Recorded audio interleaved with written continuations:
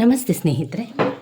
ಇವತ್ತು ನಾವು ಪ್ರಥಮ BA BComನವರಿಗೆ ಇರುವಂತಹ ಕನ್ನಡ ಭಾಷಿಕ ಹೊಸಗನ್ನಡದ ಕವಿತೆಯಲ್ಲಿ ಘಟಕ 4ರಲ್ಲಿ ಬರುವಂತಹ ಕವಿತೆಗಳನ್ನು ನೋಡುವ. ಈಗಾಗಲೇ ನಾವು ಘಟಕ 4ರಲ್ಲಿ ಬರುವಂತಹ ನನ್ನ ಜನಗಳು ಕವಿತೆಯನ್ನು ನೋಡಿಕೊಂಡೆವು. ನನ್ನ ಜನಗಳು ಡಾಕ್ಟರ್ ಸಿದ್ಧಲಿಂಗಯ್ಯನವರು ಬರೆದಿರುವಂತಹ ಕವಿತೆ. ಅದರ ಸಂಪೂರ್ಣ ವಿಶ್ಲೇಷಣೆ, ಕವಿತೆಯ ವಸ್ತು ಹಾಗೂ ಅದರ ವಿಶ್ಲೇಷಣೆಯನ್ನು ತಿಳ್ಕೊಂಡಿದ್ದೇವೆ. ಇವತ್ತು ನಾವು ಘಟಕ 4ರಲ್ಲಿ ಬರುವಂತಹ ಜಾಜಿ ಮಲ್ಲಿಗೆ ಕವಿತೆಯನ್ನು ತಿಳ್ಕೊಳ್ಳುವ. ಜಾಜಿ ಮಲ್ಲಿಗೆ ಕವಿತೆಯನ್ನು ಬರೆದವರು ಡಾಕ್ಟರ್ ಸತ್ಯಾನಂದ ಪಾತ್ರೋಟರವರು. ಮೊದಲಿಗೆ ಜಾಜಿ ಮಲ್ಲಿಗೆ ಕವಿತೆಯಲ್ಲಿ ಇರುವಂತಹ ಸಾಲುಗಳನ್ನು ನೋಡ್ತಾ ಹೋಗುವ. ಪುಟ್ಟ ಗುಡಿಸಲಿನಲ್ಲಿ ಕೆಟ್ಟ ಕನಸುಗಳಿಲ್ಲ, ಮನಸ್ಸು ಕನಸುಗಳಲ್ಲಿ ಜಾಜಿ ಮಲ್ಲಿಗೆ. ಸತ್ತ ನರಗಳ ಸುತ್ತ ಹಸಿದ ಹಾವುಗಳಿಲ್ಲ, ಟೊಂಗೆ ಟೊಂಗೆಯ ತುಂಬ ಬಿರುವ ಮೊಗ್ಗೆ. ಬಂದ ಕಾಗೆಗಳೆಷ್ಟೋ, ತಿಂದ ಹದ್ದುಗಳೆಷ್ಟೋ, ಲೆಕ್ಕವಿಡಲು ಒಬ್ಬ ಕರುಣಿಕನೂ ಇಲ್ಲ. ಬರುವ ಯಾತ್ರಿಕರಿಗೆಲ್ಲ ಜಾತ್ರೆಯಾದರೂ ಕೂಡ ಯಾರ ಮೇಲೂ ಅವರ ಮುನಿಸೆಂಬುವುದಿಲ್ಲ. ಸೂರ್ಯ ಮೂಡದ ಮುನ್ನ ಕಾಡು ಬೆಟ್ಟವ ಹತ್ತಿ ನಗು ನಗುತ ನಡೆದಿಹುದು ಅವರ ಪಯಣ. ಸಪ್ತಸಾಗರ ಈಸಿ ಲೋಕ ಕಲ್ಯಾಣಾರ್ಥ ಬೆಳದಿಂಗಳು ಸೂಸಿಹವು ಇವರ ನಯನ. ಬುದ್ಧ ಬಸವ ಗಾಂಧಿ ಬಂದದ್ದು ಆಯಿತು, ಇವರ ನೋವಿಗೆ ಆದಿ ಅಂತ್ಯವೇ ಇಲ್ಲ. ನೋವಿನೆಂದೇ ಮೂಡುವಲ್ಲಿ ಮುತ್ತು ರತ್ನವ ಬೆಳೆದು ಒಮ್ಮೆಯೂ ಕಂಡಿಲ್ಲ ಬದುಕಲ್ಲಿ ಬೆಲ್ಲ. ಭೂಮಿಯ ಸಹನೆಯು ಮಡುಗಟ್ಟಿ ನಿಂತಿಹುದಿಲ್ಲಿ, ನಾಡು ನುಡಿ ಕಾಲಗಳ ಮೀರಿಯಲ್ಲೇ. ಪುಟ್ಟ ಗುಡಿಸಲಿನಲ್ಲಿ ಕೆಟ್ಟ ಕನಸುಗಳಿಲ್ಲ, ಮನಸ್ಸು ಕನಸುಗಳಲ್ಲಿ ಜಾಜಿ ಮಲ್ಲಿಗೆ. ಡಾಕ್ಟರ್ ಸತ್ಯಾನಂದ ಪಾತ್ರೋಟರವರು ಬರೆದಿರುವಂತಹ ಜಾಜಿ ಮಲ್ಲಿಗೆ ಕವಿತೆ. ಈ ಒಂದು ಕವಿತೆಯ ವಸ್ತು ಏನು ಅಂತ ತಿಳ್ಕೊಂಡು ನಂತರ ಕವಿತೆಯ ವಿಶ್ಲೇಷಣೆಯ ಕಡೆಗೆ ಹೋಗುವ. ಮೊದಲಿಗೆ ಕವಿತೆಯ ವಸ್ತು ಅಂತ ಹೇಳಿದಾಗ, ಗುಡಿಸಲುಗಳಲ್ಲಿ ವಾಸಿಸುವ ಸಮಾಜದ ಕನಿಷ್ಠ ವರ್ಗ ಅಥವಾ ದಲಿತ ವರ್ಗದ ಮಾನಸಿಕ ಪ್ರಪಂಚವನ್ನು ಈ ಒಂದು ಕವಿತೆಯಲ್ಲಿ ನಮಗೆ ಚಿತ್ರಿಸಿದ್ದಾರೆ.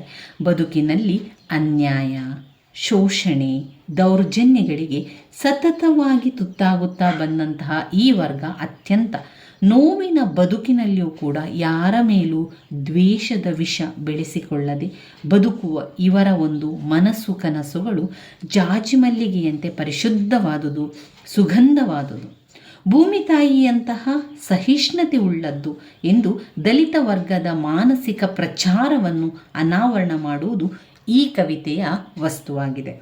ಇನ್ನು ಕವಿತೆಯ ವಿಶ್ಲೇಷಣೆಯನ್ನು ನಾವು ನೋಡಿದರೆ,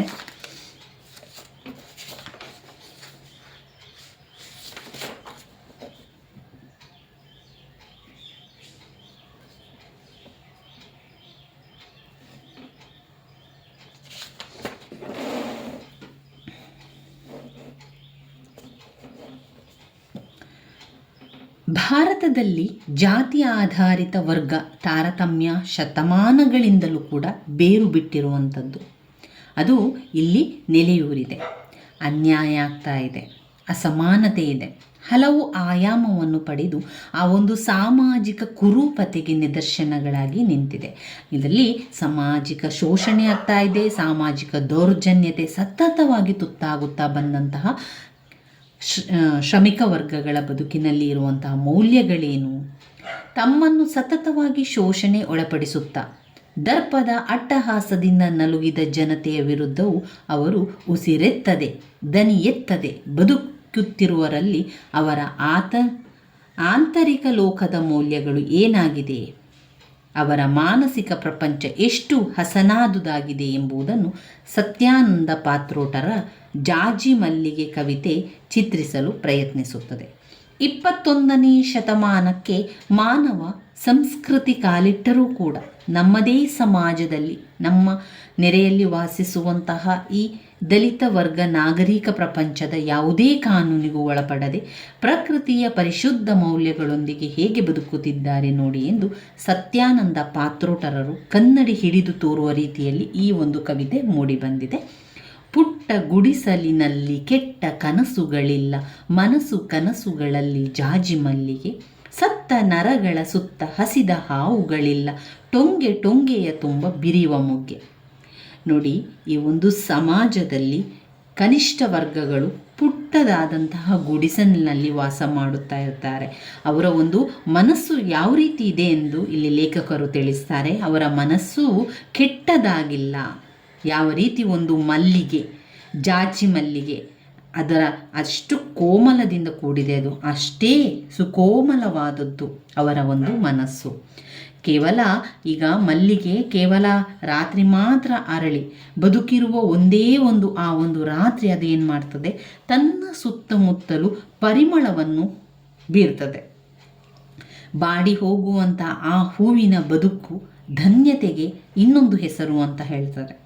ಪುಟ್ಟ ಗುಡಿಸಲಿನಲ್ಲಿ ಬದುಕುವಂತಹ ದಲಿತರಿಗೆ ಬದುಕೆಂಬುದು ತೆರೆಯುವುದೇ ರಾತ್ರಿಯ ವೇಳೆ. ಅವರ ಹಾಡು, ಮಾತು, ಕಥೆ, ಕುಣಿತ ಹೀಗೆ ಅವರ ಪ್ರಪಂಚ ಸಾಗಿದರೂ ಅಲ್ಲಿ ಎಲ್ಲೂ ಕಲ್ಮಶವೇ ಇಲ್ಲ.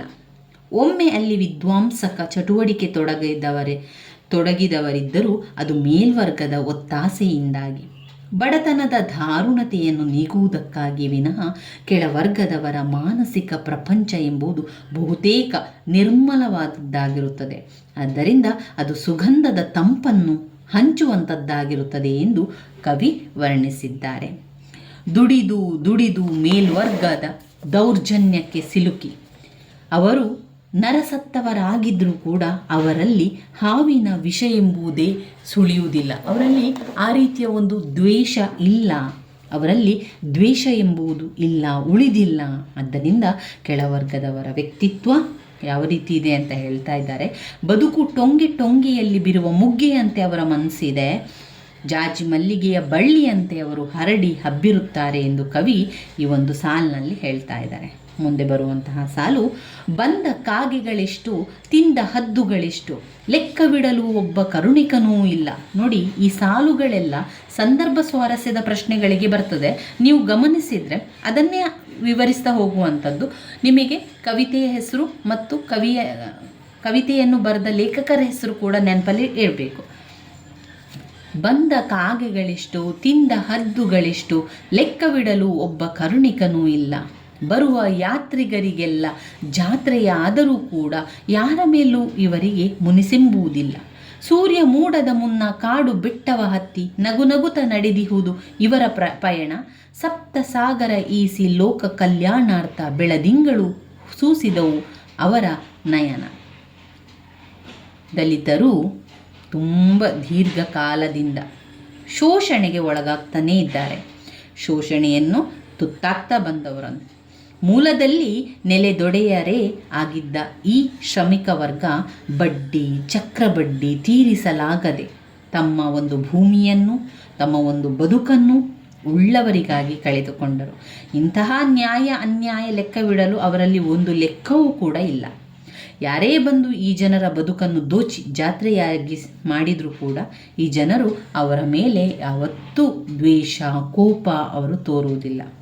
ಹೊತ್ತು ಮೂಡುವ ಮುನ್ನವೇ ದಿನದ ಕೂಲಿಗಾಗಿ ಹೊಟ್ಟೆ ಹೊರೆಯಲೆಂದು ಕೆಲಸವನ್ನು ಅರಸಿ ಅವರು ನಡೆಯುತ್ತಾರೆ. ತಮ್ಮ ಹೊಟ್ಟೆ ಬಟ್ಟೆಗಾಗಿ ಇವರು ಜೀವನದಲ್ಲಿ ನಡೆಸುವ ಸಾಹಸಗಳು, ದುಡಿಮೆ ಕವಿಗೆ ಸಪ್ತಸಾಗರ ಈಜಿದಷ್ಟು ಲೋಕ ಕಲ್ಯಾಣಾರ್ಥ ಬೆಳದಿಂಗಳು ಸೂಸುವ ಮಹಾಸಾಧಕರಂತೆ ಅವರಿಗೆ ಕಂಡು ಬರ್ತಾರೆ. ವಾಸ್ತವವಾಗಿ ಸಮಾಜದ ಮೂಲಭೂತ ಅವಶ್ಯಕತೆಗಳನ್ನು, ಅದರ ಕಾರ್ಯವನ್ನು ಪೂರೈಸುವವರು ಸಮಾಜದ ಈ ಕೆಳವರ್ಗದವರೇ ಆಗಿರ್ತಾರೆ. ನಾವು ಇಂದು ದೊಡ್ಡ ದೊಡ್ಡ ಮನೆಗಳಲ್ಲಿ ವಾಸ ಮಾಡ್ತಾ ಇದ್ದೇವೆ ಅಂತಾದರೆ ಅದರ ಹಿಂದೆ ಇರುವಂಥ ಶ್ರಮ, ಅವರ ಶ್ರಮಿಕ ವರ್ಗದ ದುಡಿಮೆಯೇ ಕಾರಣ ಆಗಿರುತ್ತದೆ. ನಮಗೆ ಬೇಕಾದಂತಹ ಅನ್ನ, ಬೇಳೆ, ಕಾಳುಗಳು ಬೆಳೆಯಲು ಹೊಲಗಳಲ್ಲಿ ಬಿಸಿಲಿನಲ್ಲಿ ಬೆಳಗಿನಿಂದ ಸಂಜೆಯವರೆಗೆ ದುಡಿಯುವ ವರ್ಗವೆಂದರೆ ಸಮಾಜದ ಆ ಒಂದು ಕನಿಷ್ಠ ವರ್ಗಗಳಾಗಿರುತ್ತಾರೆ. ನಮ್ಮ ಮನೆಗಳ ಕನಿಷ್ಠ ಕೆಲಸಗಳನ್ನು ಪೂರೈಸುವುದು, ತೋಟಗಳಲ್ಲಿ ದುಡಿಯುವುದು, ಹೀಗೆ ಬದುಕಿನ ಮೂಲಭೂತ ಅವಶ್ಯಕತೆಗಳನ್ನು ಪೂರೈಸುವ ಈ ವರ್ಗದ ಕಾಯಕ ಕವಿಗೆ ಲೋಕ ಕಲ್ಯಾಣಾರ್ಥ ಮಹಾಸಾಧಕ ಸಾಧ್ವಿ ನಡೆಸುವಂತಹ ಕಾಯಕವೇ ಆಗಿ ಕಂಡರೆ ತಪ್ಪೇನಿಲ್ಲ ಅಂತ ಲೇಖಕರು ಹೇಳ್ತಾ ಇದ್ದಾರೆ. ಬುದ್ಧ, ಬಸವ, ಗಾಂಧಿ ಬಂದದ್ದು ಆಯಿತು, ಇವರ ನೋವಿಗೆ ಆದಿ ಅಂತ್ಯವೇ ಇಲ್ಲ. ನೋವಿನೆದೆ ಮಡುವಲ್ಲಿ ಮುತ್ತು ರತ್ನವ ಬೆಳೆದು ಒಮ್ಮೆಯೂ ಕಂಡಿಲ್ಲ ಬದುಕಲ್ಲಿ ಬೆಲ್ಲ. ಭೂಮಿಯ ಸಹನೆಯು ಮಡುಗಟ್ಟಿ ನಿಂತಿಹುದಿಲ್ಲಿ, ನಾಡು ನುಡಿ ಕಾಲಗಳ ಮೇರಿ ಎಲ್ಲೆ. ಪುಟ್ಟ ಗುಡಿಸಲಿನಲ್ಲಿ ಕೆಟ್ಟ ಕನಸುಗಳಿಲ್ಲ, ಮನಸ್ಸು ಕನಸುಗಳಲ್ಲಿ ಜಾಜಿ ಮಲ್ಲಿಗೆ. ಅಂದರೆ ಈ ಸಾಲುಗಳಲ್ಲಿ ಕವಿ ಯಾವ ರೀತಿ ವಿವರಿಸ್ತಾ ಇದ್ದಾರೆ ಅಂತ ಹೇಳಿದರೆ, ನಮ್ಮ ಬುದ್ಧ, ಬಸವಣ್ಣನವರು, ಗಾಂಧೀಜಿಯವರು, ಅಂಬೇಡ್ಕರ್ ಅವರು, ಹೀಗೆ ಸಮಾಜ ಸುಧಾರಕರೆಲ್ಲರೂ ನಮ್ಮ ಈ ಸಮಾಜದ ಈ ಒಂದು ರೀತಿಯ ಕುರೂಪ ಮುಖಗಳ ವಿರುದ್ಧ ಸಿಡಿದೆದ್ದು ನಿಂತಿದ್ದರು. ಸಾಮಾಜಿಕ ಅಸಮಾನತೆಯನ್ನು, ಜಾತಿ ಮತಗಳ ಸುಳ್ಳು ಕೋಟೆಯನ್ನು ಭೇದಿಸುವ ಪ್ರಯತ್ನವನ್ನು ಕೂಡ ಅವರು ಮಾಡಿದರು. ಆದರೆ ಶತಮಾನ ಕಳೆದಂತೆ ಈ ಬಂಡೆಯಂತಹ ವ್ಯವಸ್ಥೆ ನಾನಾ ಒಳಸುಳಿಗಳನ್ನು ನಿರ್ಮಿಸಿಕೊಂಡು ಬೇರು ಬಿಟ್ಟು ನಿಂತಿದೆ. ಹೀಗಾಗಿ ದಲಿತರ ನೋವಿಗೆ ಆದಿ ಅಂತ್ಯ ಗುರುತಿಸಲು ಸಾಧ್ಯವಿಲ್ಲ. ಅಂತಹ ನೋವಿನ ಒಂದು ಎದೆಯಲ್ಲೂ ಆ ಜನತೆ ಮುತ್ತು ರತ್ನವ ಬೆಳೆದು ನಗೋಲು ಪ್ರಯತ್ನವನ್ನು ಮಾಡ್ತಾ ಇದ್ದಾರೆ. ಬದುಕಿನಲ್ಲಿ ಒಮ್ಮೆಯೂ ಕೂಡ ಅವರು ಬೆಲ್ಲವನ್ನು ಕಾಣಲಿಲ್ಲ. ಬೆಲ್ಲದಂತೆ ಸಮಾಜಕ್ಕೆ ಬೇಕಾದವರಾಗಿ ಬದುಕನ್ನು ಅವರು ನಡೆಸುತ್ತಿದ್ದಾರೆ. ಭೂಮಿ ತಾಯಿಯ